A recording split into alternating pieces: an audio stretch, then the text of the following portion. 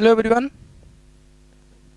मैं संदीप सिंह एक बार फिर से आप सबका स्वागत करता हूं आपके अपने चैनल यूनिक टॉपर्स पे। और आप सब कैसे हैं? पढ़ रहे होंगे मेरे हिसाब से, क्योंकि बोर्ड का एग्ज़ाम आपका आने वाला है। जल्द ही कुछ महीनों में आपका बोर्ड का एग्ज़ाम होगा। एक चीज़ और बता दूं, आप ये ना सोचिएगा कि ड्यू टू कोरोना इस बार भी ऑनलाइन एग्ज़ाम होगा। सरकार के द्वारा, गवर्नमेंट के द्वारा बता दिया गया होगा इस बार आपका एग्ज़ाम ऑफलाइन ही होगा, ये मस्ट है। अब कब होगा, अप्रैल के लास्ट में होगा या मई के फर्स्ट वीक में होगा, ये कुछ दिनों में आपको पता चल जाएगा, ठीक है। और आपको एक चीज़ और इन्फॉर्मेशन दे दूं कि जो बच्चे क्लास 10th और 12th के हैं, अगर वो क्रैश कोर्स करना चाहते हैं तो आप लोग इस वीडियो के नीचे देखेंगे कुछ नंबर रोलिंग कर रहा है, उस नंबर पर आप लोग कॉल करके पता कर सकते हैं कि क्लासेस कब से स्टार्ट हो रही हैं।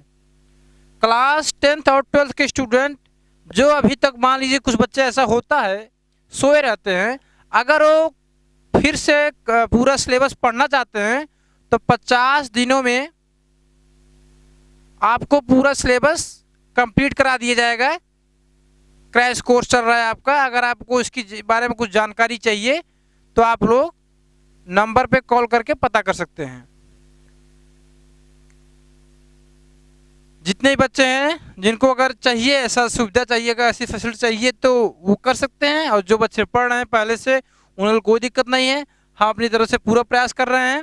आप लोग को हर सुविधा, हर नोट्स, हर चीज़ें आपको दी जाएंगी। आप लोग ऐप डाउनलोड कर लीजिए जो डिस्क्रिप्शन बॉक्स में दिए गए हैं। ये तो कुछ इन्फॉर्मेशन था, मैंने सोचा शुरुआत में बता दूं आपको। अब हम अपने टॉपिक पे आते हैं।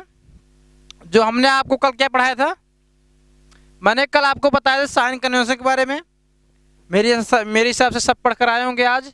साइन कन्वेंशन क्या होता है, किसी को कोई समस्या, अगर आप लोगों को कोई समस्या हो तो पूछ लीजिए। साइन कन्वेंशन को कल मैंने बहुत अच्छी तरह से एक्सप्लेन किया था, एग्जाम्पल के द्वारा बताया था कैसे क्या होता है साइन कन्वेंशन। अगर आप लोग कोई भी समस्या अब भी हो तो आप लोग कमेंट के माध्यम से पूछ सकते हैं मुझसे, ठीक है। तो आगे चलें।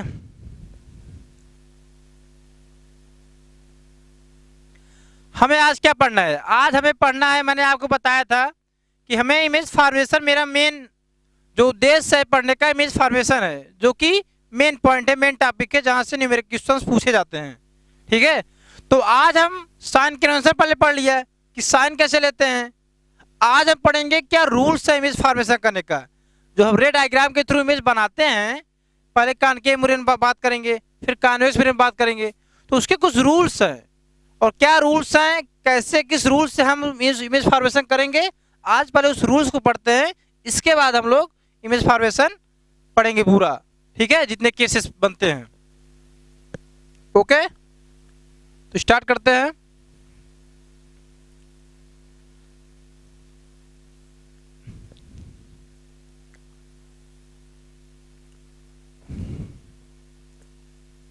Rules for image formation. Rules for image formation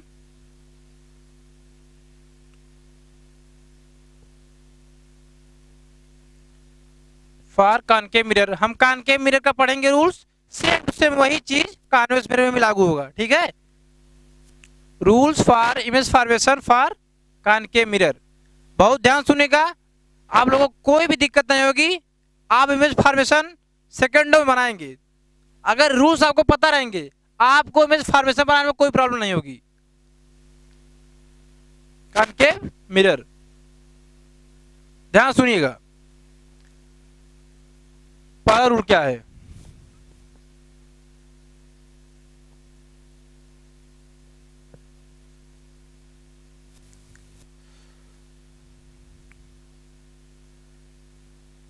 हम कॉनकेव मिरर केस में बात करते हैं।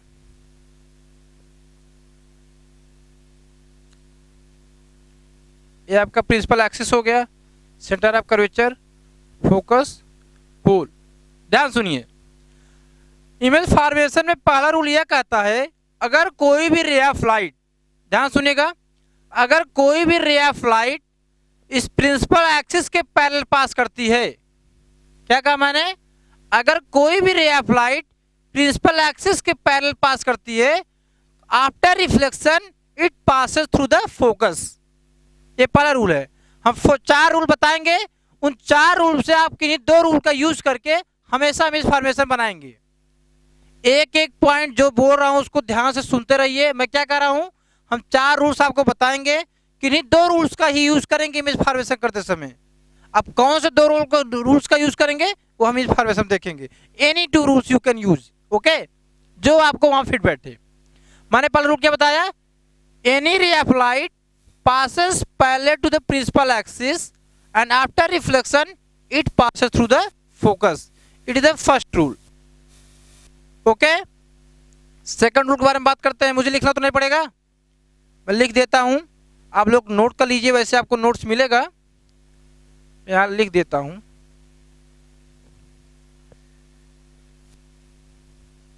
पहला रूल यह है कि ए रे ऑफ लाइट, जिन बच्चों को ये चीजें आती हो वो वीडियो को आगे करके भी देख सकते हैं। मेरा मेन उद्देश्य है कि एक कमजोर बच्चा भी समझे और जो तेज बच्चा है, मान लीजिए समझ ही रहा है, उसके लिए भी ये भी आगे आएगा। आपको न्यूमेरिकल्स मिलेंगे, कठिन न्यूमेरिकल मिलेंगे, डिफिकल्ट न्यूमेरिकल मिलेंगे, आपको मजा आएगा सॉल्व करने में, उसमें कोई दिक्कत नहीं है। केवल आपको एक चीज रखना है कि आपको पेशेंस रखना है, क्योंकि हमारा उद्देश्य एक बच्चे को नहीं, हर बच्चे को, जो कमजोर है उसको भी पढ़ाना है, जो तेज है उसको भी पढ़ाना है। ठीक है? इसलिए जिन बच्चों के सब आ रहा है वो वीडियो को आगे करके देख सकते हैं, या आप वीडियो को फास्ट कर लीजिए। बट आप अगर देखते रहेंगे एक सीरियल से तो आपको वाकई में, मेरा वादा है, आपको मजा आएगा। तो मैं क्या कहा? पहला rule, a ray of light passes parallel to principal axis. A ray of light passes parallel to principal axis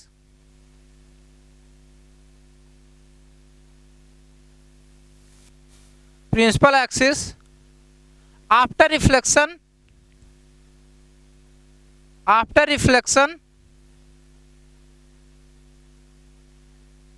it passes through the focus of concave mirror. It passes through the focus of concave mirror.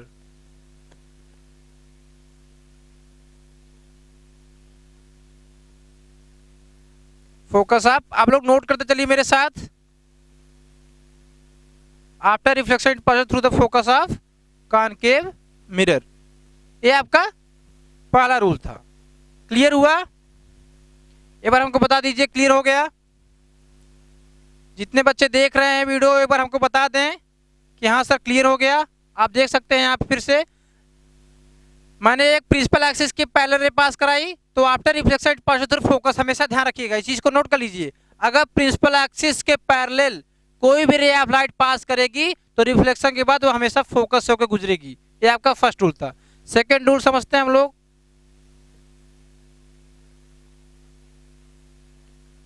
ध्यान दीजिएगा।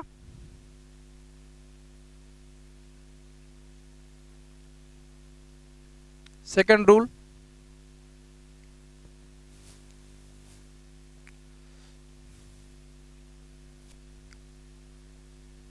देखिए second rule क्या कहता है?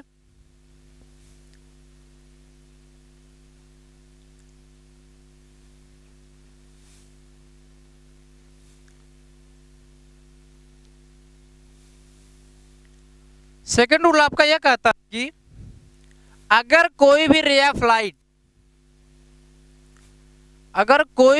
Light, आपका अगर focus से पास करेगा, कहां से पास करेगा? फोकस से, तो after reflection it become parallel to the principal axis. क्या कहा मैंने? उसका पहले का जस्ट अपोजिट। मैं लिख देता हूं, अगर कोई भी रे ऑफ लाइट, क्या है ये? If a ray of light passes, आप लोग नोट करते चलिए मेरे साथ। If a ray of light passes through the focus, if the ray of light passes through the focus, then after reflection, after reflection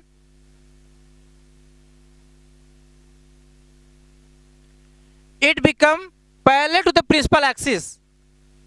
ये प्रिंसिपल एक्सिस क्या हो जाएगा, पैरेलल हो जाएगा। इट बिकम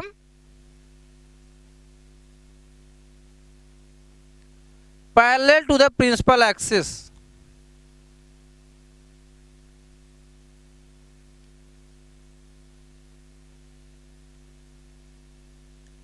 आप लोग इस रूल्स को दिमाग पे नोट कर लीजिए। जिन बच्चों को ना पता हो तो प्लीज आप इसको नोट कर लीजिए अपने कॉपी में। एग्जाम में नहीं पूछा जाएगा, बट अगर आप इमेज फॉर्मेशन करते हैं तो बहुत ज़रूरी है आपको ये रूल्स आना चाहिए, क्योंकि ये रूल्स आपको जब मैं लेंस पढ़ाऊंगा उसमें भी इमेज फॉर्मेशन कराऊंगा, वहाँ भी काम देगा ये रूल्स। इसलिए मैं बार बार कह रहा हूँ, इस रूल्स को आप लोग लिख लीजिए, अपने दिमाग में रख लीजिए। तो ये आपका हो गया सेकंड, ठीक है, क्लियर हुआ। फर्स्ट मैंने क्या कहा, फर्स्ट रूल मैंने कहा कि अगर प्रिंसिपल एक्सिस के पैरेलल पास करती है तो आफ्टर रिफ्लेक्शन फोकस से गुजरेगी। सेकंड मैंने यह कहा कि अगर फोकस से जाती है तो आफ्टर रिफ्लेक्शन ये प्रिंसिपल एक्सिस के पैरेलल हो जाएगी। ओके, आगे चलें। अब हम बात करते हैं थर्ड रूल के बारे में।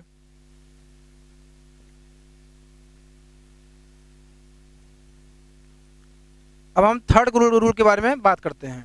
ओके, थर्ड रूल,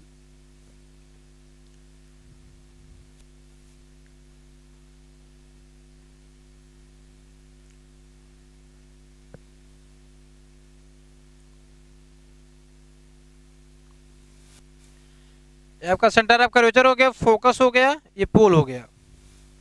आपका थर्ड रूल यह कहता है कि अगर कोई भी ray of light centre of curvature से पास करता है, कहां से पास करता है, सेंटर ऑफ कर्वेचर से, ये आपका सेंटर ऑफ कर्वेचर है ये point.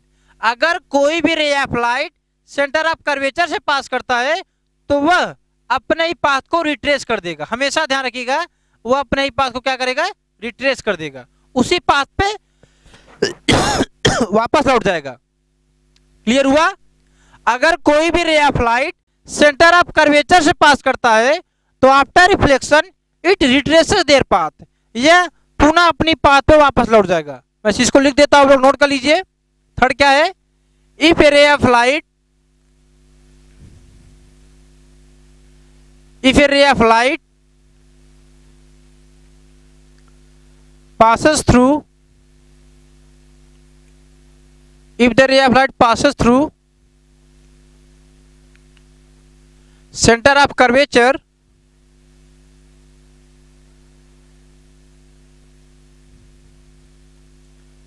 if the ray of light passes through center of curvature।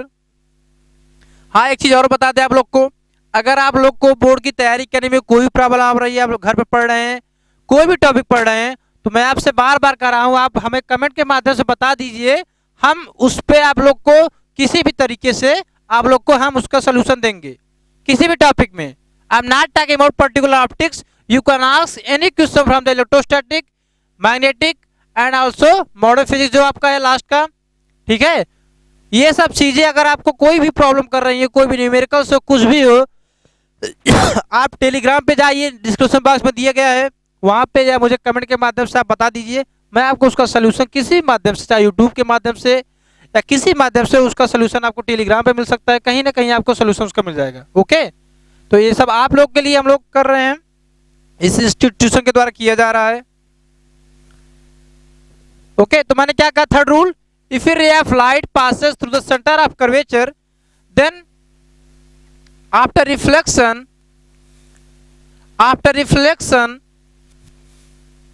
it retraces their path।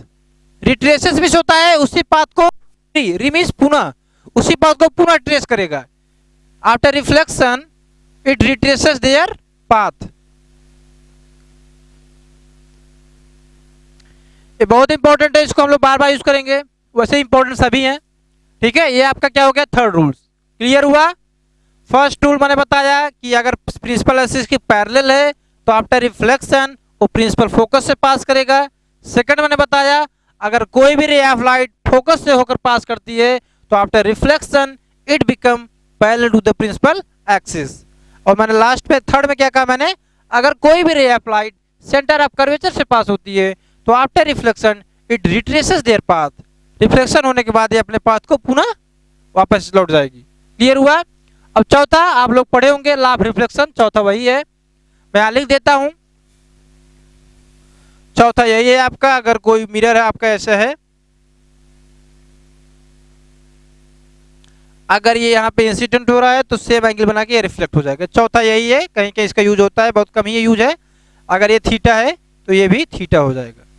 इसी को कहते हैं ऑब्लिक इंसिडेंस। क्या कहते हैं इसको?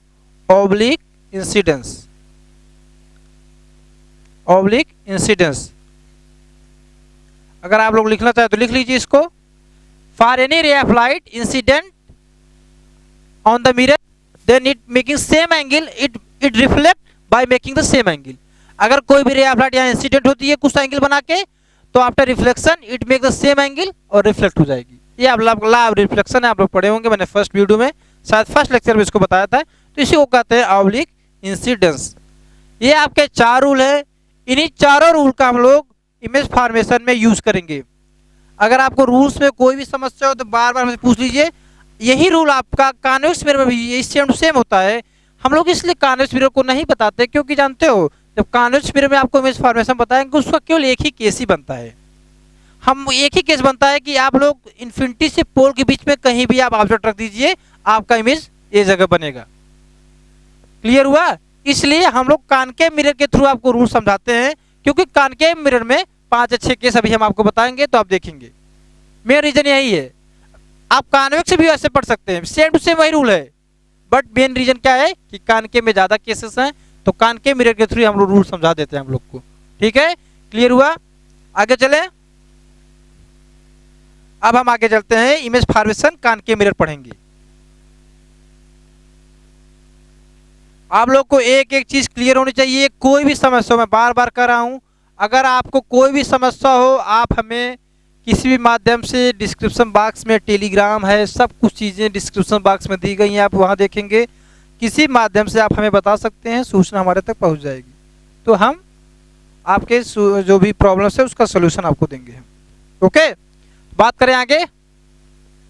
अब बात करेंगे image formation for concave mirror. Heading क्या है? हेडिंग डाल लीजिए आप लोग, image formation for concave mirror.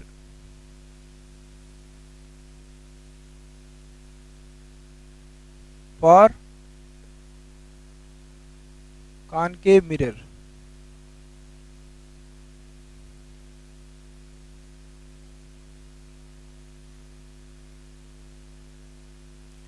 बहुत इंपॉर्टेंट है, ध्यान सुनिएगा इसको। आप लोग को ऐसा इमेज फॉर्मेशन बताऊंगा कि कोई भी आपका केस आ जाए सेकंडों में, हर बार का तो सेकंडों में आप इमेज फॉर्मेशन बनाएंगे। केवल आपको 2 चीज का ध्यान रखना है। अभी पिछले लेक्चर में मैंने बताया साइन कन्वेंशन क्या होता है, उस चीज का ध्यान रखना। देखिए बेटा, साइन कन्वेंशन का अगर आप लोग को पता है अच्छे से तो आप ऑप्टिक्स में, अभी मिरर फार्मूला आगे पढ़ाऊंगा, तो आप ऑप्टिक्स में लेंस में जो भी न्यूमेरिकल आप लगाएंगे तो कभी भी गलती नहीं होगा।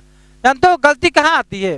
ऑप्टिक्स के न्यूमेरिकल में समस्या आती है कि बच्चे साइन में कंफ्यूज हो जाते हैं कि साइन ले क्या, और साइन कन्वेंशन का मेन कॉन्सेप्ट यहीं पे है जो बताया मैंने साइन कन्वेंशन पिछले लेक्चर में। इसीलिए मैंने कल जब साइन कन्वेंशन पढ़ा रहा था मैं इसको एक एक पॉइंट लिख रहा था। ठीक है, मैं आपको अगर वोकल बता देता, उर्ली बता देता तो आपको ठीक है समझ में आ जाता। मैं इसलिए लिख रहा था क्योंकि चीजें एक दिन में पढ़ने में ठीक है, उसमें याद रहेंगी, लेकिन बाद में भूल जाती हैं। एक बार पढ़ने पे चीजें हमेशा नहीं याद रहती हैं। इसीलिए अगर आप लोग उसको लिखेंगे, उसके न्यूमेरिकल को प्रैक्टिस करेंगे, वैसे मैं न्यूमेरिकल प्रैक्टिस कराऊंगा भी आपको, तो चीजें आपके दिमाग में बैठ जाती हैं। तो हमेशा ध्यान रखिएगा, ऑप्टिक्स में साइन कन्वेंशन का बहुत बड़ा रोल है, क्योंकि जितने भी न्यूमेरिकल सॉल्व करेंगे, अभी हम आगे माइक्रोस्कोप पढ़ेंगे, compound microscope, astronomical microscope, telescope, astronomical telescope है, ये सब जब पढ़ेंगे ना वहाँ केवल साइन का खेल है। न्यूमेरिकल तो आसानी से आ जाएगा, हमें फार्मूला याद है, सब कुछ याद है, हम आसानी से कर सकते हैं, पर खेल किसका है? साइन कन्वेंशन का है। इसलिए बार बार कह रहा हूँ, पिछला लेक्चर है, आप उसको जाके फिर से एक बार साइन कन्वेंशन अच्छे से पढ़ लीजिए। क्योंकि विदाउट साइन कन्वेंशन आपको मजा नहीं आएगा न्यूमेरिकल सॉल्व करने में। ठीक है, तो हम बात कर क्या कर रहे थे, image formation for concave mirror. ध्यान सुनिएगा,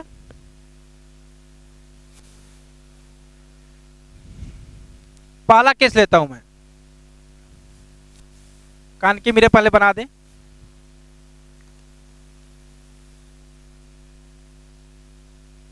मैं बार बार कर रहा हूं, अगर जिसको ये सब आता हो वीडियो को आगे करके देख लें या वीडियो को तेज कर लें, क्योंकि जो चीजें आती हैं वही गलतियां भी वहीं से होती हैं। इस चीज को दिमाग में नोट कर लीजिएगा आप लोग। ठीक है, हम जब पहली बार ऑब्जेक्ट रख रहे हैं, ऑब्जेक्ट का प्लेस है beyond the centre of curvature. मैं ऑब्जेक्ट को कहां रख रहा हूं, ऑब्जेक्ट इज प्लेस्ड,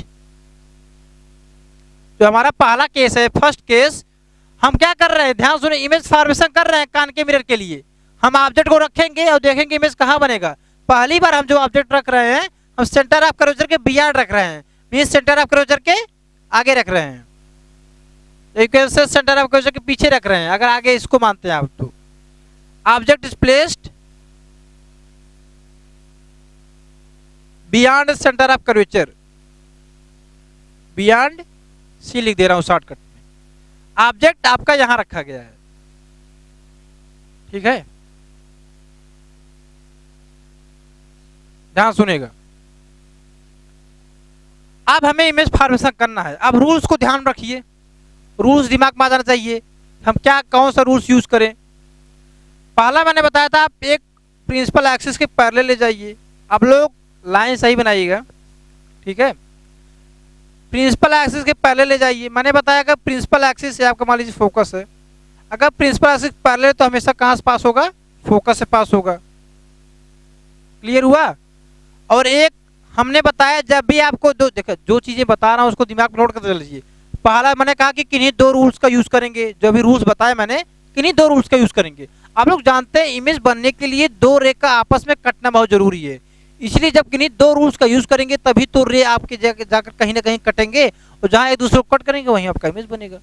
तो दूसरा रूल हम यूज कर लेते हैं, ये वाला दूसरा रूल मैंने जो बताया था, अगर फोकस पास करती है रे ऑफ लाइट तो after reflection it passes through the it become parallel to principal axis. ठीक है, अगर आप लोग इसको सही से बना चाहते हैं तो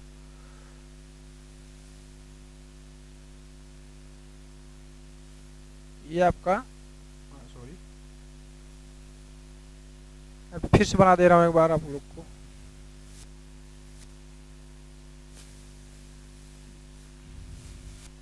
मैंने क्या, अगर ये आपका कॉनकेव,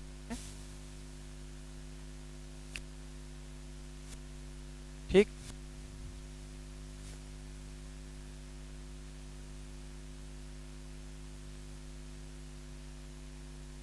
कॉनकेव है, सेंटर ऑफ कर्वेचर, हम इसके बियॉन्ड कोई भी ऑब्जेक्ट रख रहे हैं यहाँ पे, ठीक है, ये फोकस है आपका, ये आपका पोल है। मैंने क्या बताया, यहाँ हम बियॉन्ड रख रहे हैं ऑब्जेक्ट, मैंने वहाँ केस दिया हुआ है। अगर पहला रूल हम यूज करते हैं, सेंटर ऑफ कर्वेचर पैरेलल ले जाते हैं तो हमेशा कहाँ से पास होगा, फोकस से पास होगा। अगर यही रे ऑफ लाइट अगर हम फोकस से ले जाते हैं तो after reflection pass through the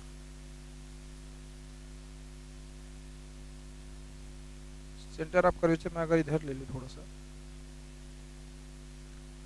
ये क्या होता है, हम लोग को पता रहता है कि इमेज बनेगा कहाँ। अगर आप लोग स्केल का यूज करेंगे, पेंसिल का यूज करेंगे, मेजर करके बनाएंगे तो आपका एग्जैक्ट जो इमेज बनेगा ना, सेंटर ऑफ कर्वेचर और फोकस के बीच बनेगा। मैं क्या हूं, मैं स्केल का यूज नहीं कर सकता, क्योंकि अभी स्केल का यूज करूंगा तो आपको काफी टाइम लग जाएगा। इसलिए मैं आपसे बार बार कह रहा हूं, जब भी इमेज फॉर्मेशन करिए आप लोग स्केल का यूज करिए। अगर आप मेजर करके बनाएंगे ये सब चीजें, हमेशा फोकल लेंथ की जो दूरी है सेंटर ऑफ कर्वेचर का दुगुना, मतलब कि जो फोकस और पोल की दूरी एफ है, ये हमेशा r/2 होना चाहिए। ठीक है, हमेशा रेडियस ऑफ कर्वेचर का ये आधा होना चाहिए। अगर मेजर करके बनाएंगे तो आप देखेंगे, ये भी आप है, तो आप देखेंगे अगर हम बियॉन्ड सेंटर ऑफ कर्वेचर कोई भी ऑब्जेक्ट रखते हैं तो हमारा इमेज कहाँ बनेगा, सेंटर ऑफ कर्वेचर और फोकस के बीच बनेगा। रूल्स मैंने दो यूज किया। पहला रूल क्या यूज किया कि मैंने पहले पैरेलल रे ऑफ लाइट पैरेलल ले गया प्रिंसिपल एक्सिस के और प्रिंसिपल फोकस से पास हुआ, और दूसरा रूल क्या यूज किया, मैंने प्रिंसिपल फोकस से रे ऑफ लाइट ले गया और ये बिकम पैरेलल हो गया। तो हमने देखा कि सेंटर ऑफ कर्वेचर और फोकस के बीच आपका इमेज बन गया। मेरे हिसाब से आपको क्लियर हो गया होगा। तो आपका क्या हो जाएगा, बी डैश आपका ये बी डैश। ठीक, अब देख रहे हैं इमेज। अब देखिए, अब इमेज की प्रॉपर्टी क्या है, इसकी क्या प्रॉपर्टी है कि इमेज कैसा है, छोटा है, बड़ा है, कैसा है, इस चीज के बारे में बात करते हैं। वही मेन है आपका। देखिए मैं अभी बताऊंगा क्वेश्चन किस टाइप पूछे जाते हैं। कभी कभी डायरेक्ट पूछ लेता है, कभी कभी आपको न्यूमेरिकल्स के माध्यम से पूछता है, कैरेक्टरिस्टिक्स पूछता है। ध्यान दीजिएगा, इसकी कैरेक्टरिस्टिक्स क्या है। पहली कैरेक्टरिस्टिक हमेशा ध्यान दीजिए, इसकी पहली प्रॉपर्टी क्या है। पहली प्रॉपर्टी क्या है, ये आपका रियल है। वाकई में you can see the image, ये आपका रियल है। कैसा है, रियल है। इन्वर्टेड है मतलब उल्टा है। पहली बात वास्तविक है, इसको इस पर प्राप्त कर सकते हैं, we can obtain this image on the screen. And दूसरी बात इन्वर्टेड है, मीन ऑब्जेक्ट के इन्वर्टेड है, उल्टा इमेज बना हुआ है, इन्वर्टेड। क्लियर। और क्या प्रॉपर्टी है, आपका जो बना है ये डिमिनिश्ड है। कैसा है, डिमिनिश्ड है, मीन छोटा इमेज बना हुआ है एज कंपेयर टू ऑब्जेक्ट। जो इमेज बना हुआ है ये छोटा बना हुआ है, इसलिए हमको कहेंगे diminished, you can say smaller than the object, diminished. और कहां बना है आपका image, between centre of curvature and focus, between centre of curvature and focus. Clear हुआ। कभी भी अगर आपका आ जाए कि अगर कोई केस आ जाए एग्जाम में, अगर आपका object centre of curvature beyond centre of curvature, अगर आपका object beyond centre of curvature रखा हुआ है, तो हमेशा आपका इमेज कहां बनेगा, सेंटर ऑफ कर्वेचर और फोकस के बीच बनेगा। कैसा बनेगा, रियल बनेगा, वास्तविक, इन्वर्टेड उल्टा बनेगा, और कैसा बनेगा, डिमिनिश्ड बनेगा, मींस ऑब्जेक्ट्स के कंपैरिजन छोटा बनेगा, और कहां बनेगा, सेंटर ऑफ कर्वेचर और फोकस के बीच बनेगा। क्लियर हुआ। आप देखिए हमेशा ध्यान दीजिएगा, अगर कोई भी इमेज, आपको याद करने के लिए बता रहा हूं, अगर कोई भी इमेज रियल बनता है 100% क्या कंफर्म है कि आपका वो इन्वर्टेड बनेगा। याद रख लीजिएगा कि अगर कभी भी आपको इमेज दिया हो कि रियल है, तो हमेशा कैसा होगा, वो इन्वर्टेड होगा। क्लियर। ये केस समझ में आ गया आप लोग को, कोई भी दिक्कत, आगे चले। रियल अगर इमेज बन रहा है तो कैसा होगा, इन्वर्टेड होगा। ये आपका फर्स्ट केस है। अब हम क्या करते हैं, पहले बार तो हम beyond centre of curvature, centre of curvature के आगे रखे, ठीक है। अब हम सेंटर ऑफ कर्वेचर पर ऑब्जेक्ट रखेंगे, अब देखेंगे इमेज कहां बनेगा। मैं बार बार कर रहा हूं, अगर आप लोग स्केल का यूज करेंगे, पेंसिल वंसिल का यूज करेंगे, अच्छे से मेजर करके बनाएंगे, तो आप सेंटर ऑफ कर्वेचर के पीछे अगर इमेज रखते हैं, या जो भी मान लीजिए आगे पीछे, अगर ये आगे है तो ये पीछे, या आगे तो पीछे, जो भी मान लीजिए आप, अगर सेंटर ऑफ कर्वेचर के आगे रखते हैं तो हमेशा आपका इमेज सेंटर ऑफ कर्वेचर और फोकस के बीच बनेगा। आप अगर मेजर करके सब चीजें सही से बनाएंगे। क्लियर हुआ। आगे चले। अब हम चलते हैं आगे। ये आपका फर्स्ट केस हो गया। अगर आप लोग कोई समस्या हो तो पूछ लीजिए, मैं फिर से बता दूंगा। ओके। अब बात करते हैं दूसरे केस के बारे में। पहले हमने कहा ऑब्जेक्ट रखा था बियॉन्ड सेंटर ऑफ कर्वेचर, इस बार हम लोग ऑब्जेक्ट सेंटर ऑफ कर्वेचर पर रखेंगे।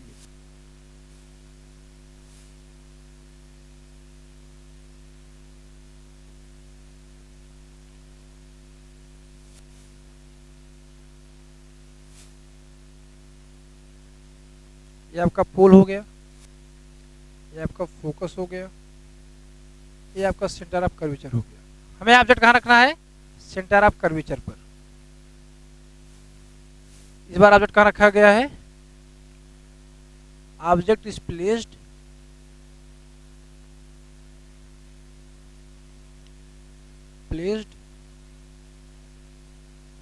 Eight the centre of curvature.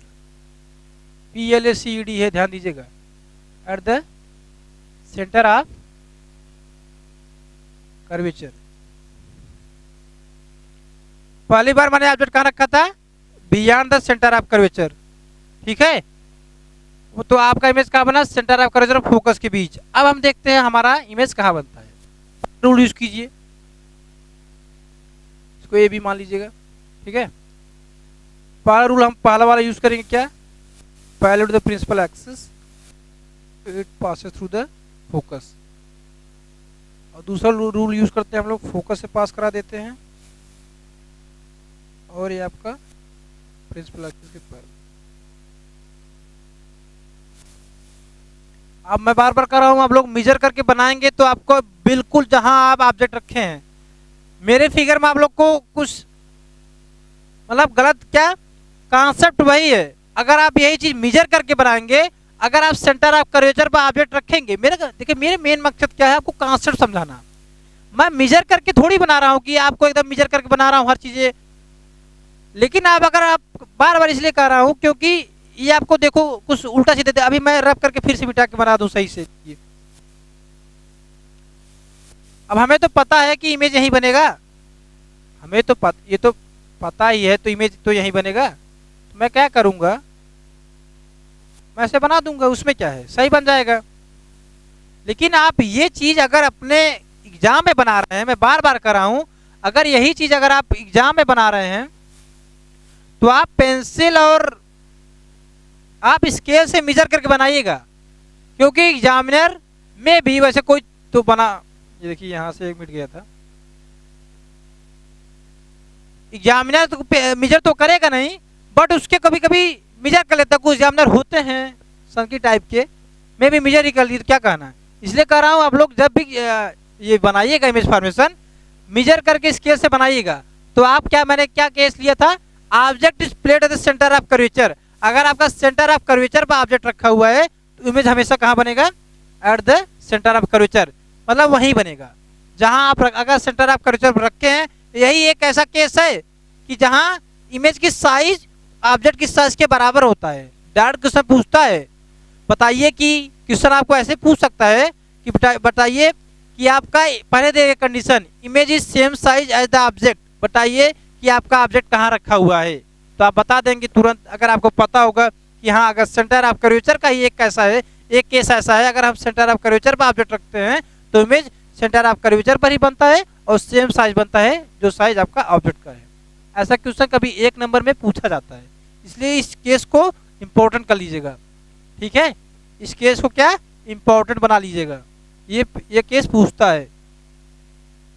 वैसे आप लोगों के लिए सभी इंपॉर्टेंट है। अब देखिए हम प्रॉपर्टी पढ़ते हैं। पहली प्रॉपर्टी क्या, same size as the object, size क्या है, same size as the object,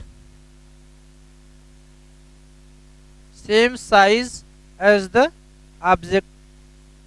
दूसरी प्रॉपर्टी क्या है, दूसरी प्रॉपर्टी आपकी है कि at the centre of curvature, image is formed at the centre of curvature,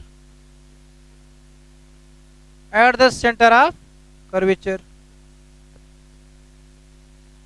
ये आपकी दूसरी प्रॉपर्टी हो गई। तीसरी प्रॉपर्टी क्या है, मैंने बताया कि अगर जिस साइड आप ऑब्जेक्ट रखते हैं अगर उसी साइड आपका इमेज बनता है तो आप हमेशा क्या कहेंगे इसको, रियल एंड इन्वर्टेड। ये बी है, ध्यान दीजिएगा, ये बी डैश है, ये आपका ए डैश है। मैंने क्या बताया, अगर आप जिस साइड आपका ऑब्जेक्ट है उसी साइड आपका इमेज बनता है तो इमेज क्या होगा, हमेशा रियल होगा और क्या होगा, इन्वर्टेड होगा। कोई समस्या हो, मैं बार बार कर रहा हूं, अगर आप लोग कोई भी समस्या आ रही हो तो यू कैन आस्क। देखिए आप लोग थोड़ा ऑनलाइन अगर पढ़ रहे हैं तो थोड़ा उसका फायदा उठाइए ना। ऑफलाइन में क्या होता है, बच्चे थोड़ा क्या होता है, हम लोग जब पढ़ते थे कुछ स्टूडेंट ऐसे थे जो क्लास में टीचरों से क्वेश्चन पूछने में शर्माते थे, जो भी व्हाट इज द रीजन, बच्चे शर्माते थे, क्वेश्चन नहीं पूछ पाते थे।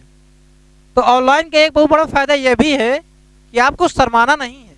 मोबाइल से वैसे भी आप शर्माएंगे नहीं, मुझे पता है दिन भर मोबाइल यूज करते होंगे, तो यूज करिए, उसमें बहुत बड़ी बात नहीं है। बट आप ऑनलाइन का अगर आप टेक्नोलॉजी का यूज करेंगे, देखिए आज इंडिया अपना डिजिटल बन रहा है, मोदी जी का अभियान है कि डिजिटल बनाओ।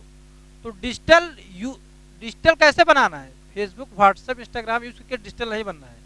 You have to use digital at every level. आपने पढ़ाई डिजिटल बनाई, आपका एक फायदा क्या हो रहा है, आप क्लास में आपको क्वेश्चन पूछने में प्रॉब्लम नहीं आएगी। You can ask question here, Telegram के माध्यम से, फेसबुक के माध्यम से अगर यूज करते हो आप, क्या नाम है, कमेंट के माध्यम से, तो ऑनलाइन का बहुत बड़ा फायदा है। आप टेक्नोलॉजी का सही उपयोग करिए बस। ओके, तो मैंने क्या कहा, अगर जिस साइड आपका ऑब्जेक्ट रखा हो उसी साइड आपका इमेज बनेगा, तो वो कैसा होगा, रियल होगा और क्या होगा, इन्वर्टेड होगा। तो मैं यहां लिख देता हूं मैं, रियल एंड इन्वर्टेड।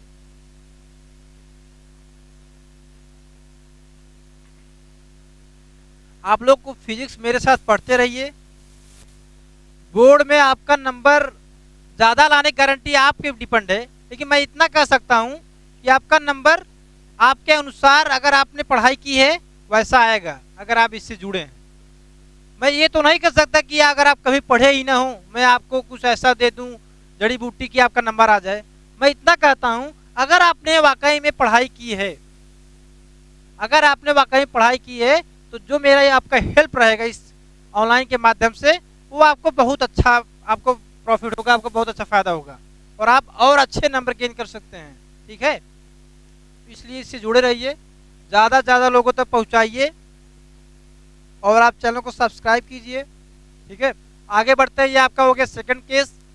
पहले केस में मैंने आप कहाँ रखा ऑब्जेक्ट, पहले केस में बियॉन्ड सेंटर ऑफ कर्वेचर रखा, दूसरे केस में ऑब्जेक्ट कहाँ रखा, सेंटर ऑफ कर्वेचर पर रखा था। अब हम कहाँ रखेंगे ऑब्जेक्ट, सेंटर ऑफ कर्वेचर और फोकस के बीच रखेंगे, आपका तीसरा केस है। ठीक है, आगे चलें।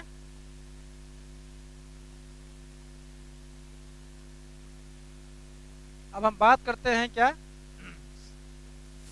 थर्ड केस के बारे में। थर्ड केस के बारे में बात करें, ध्यान सुनेगा, थर्ड केस के बारे में बात करते हैं।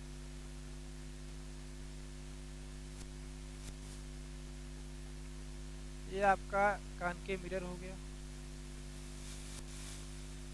मैं बार बार कह रहा हूँ, आप लोग मिजर स्केल से मेजर करके ही ये डायग्राम बनाएंगे भैया।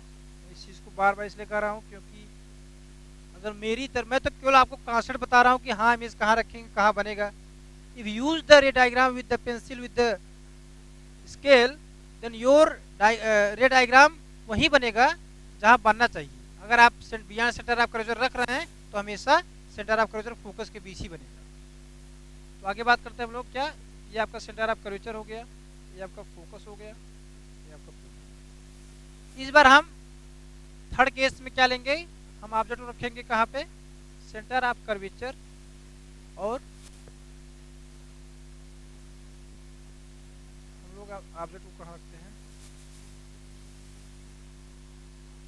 सेंटर ऑफ कर्वेचर और फोकस के बीच रखते हैं। Object is placed, object is placed between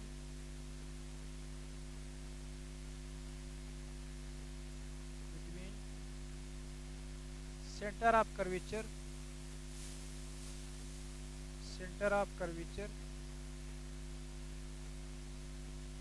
and principal focus, principal focus. ध्यान सुनिए, ये भी ध्यान दीजिएगा, अगर हमारे पढ़ाने पर, अगर इतना स्लो पढ़ाने पर अगर आपको इमेज फॉर्मेशन समझ नहीं आया, तो जिंदगी में आपको कहीं भी चले जाइए, कोई भी टीचर पढ़ लीजिएगा, कभी नहीं आएगा।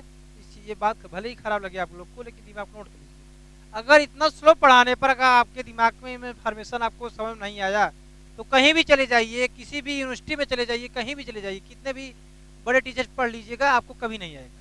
इस चीज़ को दिमाग नोट कर लीजिए, ये चीज़ भले खराब लगेगी बट इस चीज़ को नोट कर लीजिएगा। इसलिए मैं बार बार कह रहा हूँ, जो चीज़ें पढ़ा रहा हूँ मेरी एक एक वर्ड को आप लोग सुनिए, उसको लिखिए। ठीक है, तभी आपको मज़ा आएगा। पहला वही यूज करेंगे हम लोग, रे डायग्राम। पहले तो प्रिंसिपल एक्सेस ले जाएंगे, तो कहाँ से पास करेगा, प्रिंसिपल फोकस से पास करेगा। मैंने दो बता दिया है, आप ज़्यादा टाइम न लेते हुए जल्दी जल्दी बताने की कोशिश करते हैं। ठीक है, क्यों, क्योंकि जो कॉन्सेप्ट था मैंने समझा दिया है कि इन्हीं दो रूल्स का यूज करेंगे। इमेज का प्रॉपर्टी बता दिया है कि अगर जिस साइड हम ऑब्जेक्ट रखते हैं उसी साइड इमेज बनता है, तो रियल इन्वर्टेड बनेगा। और ऑब्जेक्ट आप देख के बता ही सकते हैं कि कैसा छोटा बन रहा है, बड़ा बन रहा है। दूसरा क्या यूज किया मैंने, फोकस ले गया, तो कहाँ गया ये,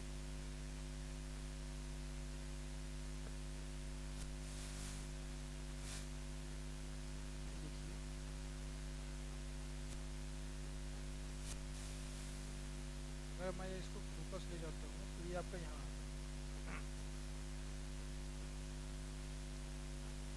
तो आपका इमेज यहाँ पर, अगर ये ए बी है तो ये क्या हो जाएगा ए डैश। क्लियर? कहाँ इमेज बना आपका? Beyond the centre of curvature. अच्छा, कुछ आपको ऐसा लग रहा है कि जैसे जैसे हम नजदीक जा रहे हैं वैसे वैसे आपका इमेज बड़ा बन रहा है। फीलिंग आगे कराऊंगा, आगे बताऊंगा ना क्या हो रहा है, आपको पूरा कॉन्सेप्ट समझ आएगा, फील करोगे वाकई में भैया ऑप्टिक्स में फील आ रहा है मुझे। हम देख रहे हैं कि जैसे जैसे हम नजदीक जा रहे हैं वैसे वैसे आपका इमेज बड़ा हो रहा है। ये चीज अभी जब एक केस आता है कि जब हम लोग किसी भी ऑब्जेक्ट को इन्फिनिटी पे रखते हैं तो रे ऑफ लाइट आपकी पैरेलल आती है। उस केस में जब आपको बताएंगे तो ये फील आपको समझ में आएगा कि हम लोग जैसे जैसे आगे बढ़ रहे हैं वैसे वैसे आपका इमेज बड़ा बन रहा है। तो इस केस में आप कहाँ बना है? अगर आपने कहाँ रखा है सेंटर ऑफ कर्वेचर और फोकस के बीच, तो आपका इमेज बना है beyond the centre of curvature. अब मेरे हिसाब से आप लोग तो प्रॉपर्टी लिख ही सकते हैं अपने मन से, beyond the centre of curvature. Second क्या है? Larger than the object, larger than the object, larger than object. Third क्या है? वही चीज, जिस साइड ऑब्जेक्ट रखे उसी साइड इमेज बना है, रियल एंड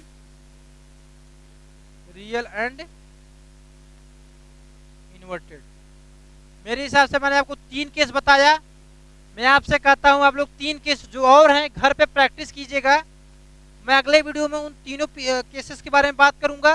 लेकिन जिस प्रकार मेरे हिसाब से मुझे ऐसा लगता है, जिस प्रकार से मैंने आपको बताया है, आप खुद से अपने घर पर अगर चाहेंगे तो खुद से तीनों इमेज फॉर्मेशन कर सकते हैं।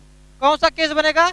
इस बार हम लोग फोकस पर रखेंगे आपका ऑब्जेक्ट, फोकस के बाद कहाँ रखेंगे? फोकस और पोल के बीच में रखेंगे। इसके बाद आपका पैरेलल केस आता है, उसके बारे में बात करेंगे। आप 2 केस बना कर लाइएगा, ये आपका होमवर्क है। अब आपको इमेज को कहाँ रखना है? इस बार आपको इमेज को पहले फोकस पर रखिएगा, बताइएगा इमेज कहाँ बना है। इसके बाद फोकस और पोल के बीच रखिएगा, बताइएगा इमेज कहाँ बना। आज के लिए दोस्तों इतना ही रखते हैं, ठीक है। अगर आपको कोई भी समस्या हो तो आप कमेंट के माध्यम से, डिस्क्रिप्शन बॉक्स में टेलीग्राम का लिंक है उसके माध्यम से आप अपना प्रॉब्लम भेज सकते हैं, उस पर आप पे सोल्यूशन आपको मिल जाएगा। तो आज के लिए इतना रखते हैं दोस्तों, बहुत बहुत धन्यवाद।